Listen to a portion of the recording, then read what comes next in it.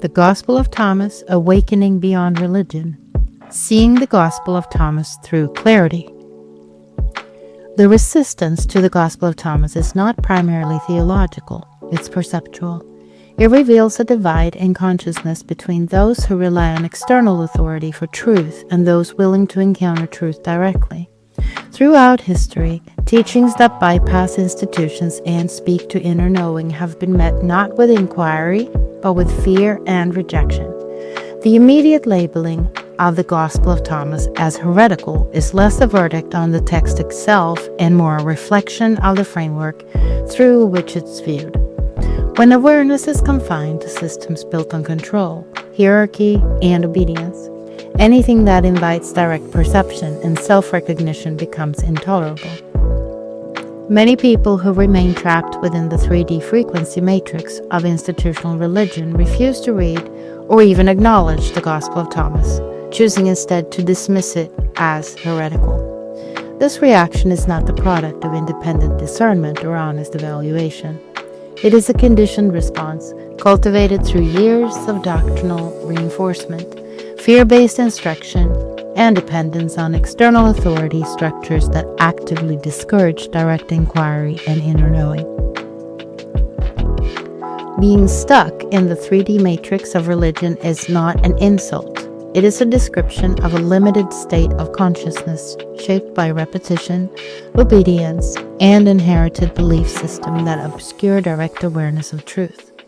Over time, individuals are trained to associate questioning with rebellion, curiosity with danger, and personal discernment with spiritual peril.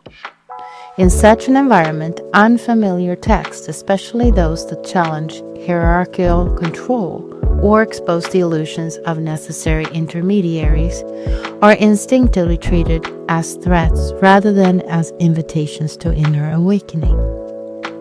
At this lower level of awareness, spiritual life becomes thoroughly externalized. Truth is believed to reside in institutions, authorized interpretations, rituals, and credentialed voices rather than within the individual. As a result, many remain spiritually asleep, not because they lack the capacity to awaken, but because awakening requires surrendering the comfort of certainty and confronting deeply ingrained assumptions. Remaining asleep offers familiarity and security. Awakening demands responsibility, self-honesty, and courage. The Gospel of Thomas directly confronts this externalized model of spirituality. Its message is unmistakable. Truth is not mediated, distributed, or controlled. It is recognized. The text emphasizes inner knowing, direct perception, and self-discovery, repeatedly pointing inward and affirming that the kingdom is already within and present. It dismantles the need for priests, institutions, and doctrinal gatekeepers.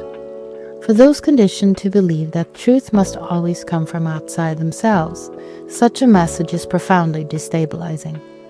Rather than engage in openly, it is far easier and far safer to label it heretical and turn away. Ultimately, the refusal to engage the Gospel of Thomas reveals far less about the text itself and far more about the internal boundaries imposed by fear, conditioning, and dependency on external authority. Awakening requires courage, the courage to look without filters, to question without permission, and to take responsibility for one's own understanding. The Gospel of Thomas does not ask for belief or submission. It invites awareness. Acceptance of rejection is secondary. What matters is the willingness to examine it honestly, without fear, and free from the constraints of systems that insist truth can only flow in one sanctioned direction. Only when individuals choose to rise above the noise and deception of institutional religion, beyond fear, control, and inherited belief systems, can they move into a higher state of awareness, such as 5D consciousness. This shift is not about escapism or fantasy. It's about clarity, coherence, and direct perception. In this higher frequency of awareness, truth is no longer filtered through authority, dogma, or conditioned reflexes, but perceived through inner alignment and lived understanding. From this vantage point, the Gospel of Thomas is no longer threatening or confusing. It becomes transparent. Its sayings reveal themselves not as hearsay, but as reminders of what has always been known within. Only beyond the confines of the 3D religious matrix can the text be seen clearly, understood honestly, and recognized for what it truly is: an invitation to awaken, not a doctrine to obey.